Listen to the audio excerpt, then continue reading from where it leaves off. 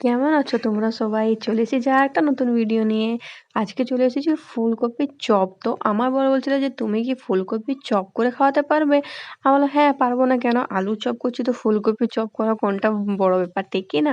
তো এখানে আলু আর ফুলকপি দুটো মিক্স করেই আমি করে নেবো। আর একটা নিয়েছি ছোট পারা ফুলকপি আর দুটো আলু আমি এখানে কাট করে নিয়েছি। আর পিস করে এটাকে যেহেতু সিদ্ধ করবো সেজন্য ছোট করে কাটিং করে নিয়েছি।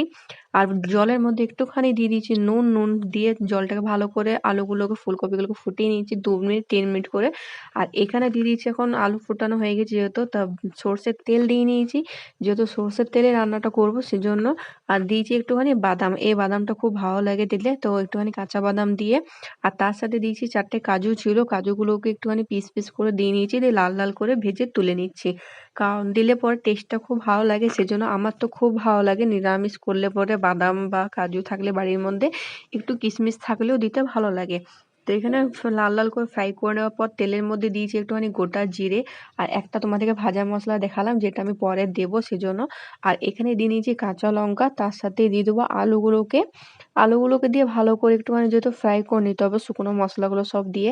তো এখানে আলুগুলোকে ফুলকপিগুলোকে আমি ম্যাশ করে নিয়েছিলাম ভালো করে একটুখানি গ্লাস দিয়ে বা ম্যাশার যদি থাকে তো ওইটা দিয়ে ম্যাশ করে নেবে। আর এখানে এখন দিয়ে দেবো আমি একটুখানি হলুদ, নুন আর ভাজা মশলাটা যেটা দেখালাম সেটা, বেশি কিছু দেবো না। দিয়ে খুব সুন্দর করে ফ্রাই করে নেবো। তো নুন দিয়ে নিচ্ছি, তারপরে নুনটা পরিমাণ মতন দেবে যেমনি স্বাদ থাকবে সেরকম। আর তারপর দিয়ে ফ্রাই করে নিচ্ছি।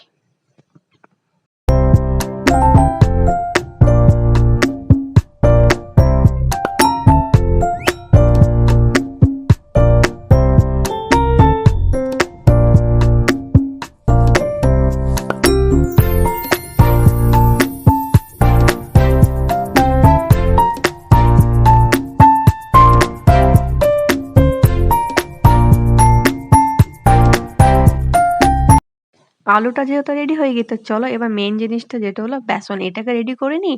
তো দেবো এখানে নুন আর দেবো একটুখানি লঙ্কা গুঁড়ি, সোডা থাকলে সোডা দিতাম কিন্তু সোডা যেহেতু নেই তো একটুখানি জল দিয়ে মোটা করে ব্যাটারটাকে আমি রেডি করে নিয়েছি বেসনের এখানে। তারপরে এখানে আলুটা ঠান্ডা হয়ে গেছে যতক্ষণ আলুটাকে নিয়ে নিয়েছি এবার খুব সুন্দর করে গোল লাড্ডু মতন পাকাবো। দিয়ে দেবো চপের শেপ যেমনি চ্যাপ্টা করে চপের শেপ দেয় না তো এমনি হাতে করে সাহায্য করে একটু চপের শেপটা দিয়ে একটা করে পাশে রেখে নেবো তারপরে বেসনে ডিপ করে ফ্রাই করে নেবো।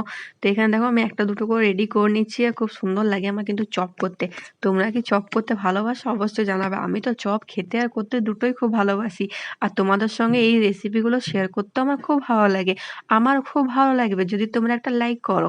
তো চলো এখানে দেখো আমি ব্যাটারটার মধ্যে একটা করে ডিপ করছি আর ছেড়ে দিচ্ছি তেলের মধ্যে। তেলটাও যেহেতু গরম হয়ে গেছে খুব ভালো করে। আর আমি একটা দুটো করে রেডি করি কারণ একসাথে অনেকগুলো দিই না। কারণ আমার ভয় লাগে যেহেতু যে তেলটা যাতে ছিটিয়ে না আসে সেজন্য একটা দুটো করে রেডি করে নিই। তো ভালো আস্তে করাটাই ভালো। আর এখানে দেখো খুব সুন্দর করে লাল করে ফ্রাই করে নিচ্ছি কারণ চপ তো যত লাল হবে ততই ভালো লাগে খেতে। তো এখানে খুব সুন্দর করে লাল করে চপগুলো আমার ফ্রাই হয়ে গেছে আর আমার এখানে চপ করা রেডি। তো তোমাদের যদি ভিডিওটা ভালো লেগে থাকে তো অবশ্যই জানাবে। টাটা।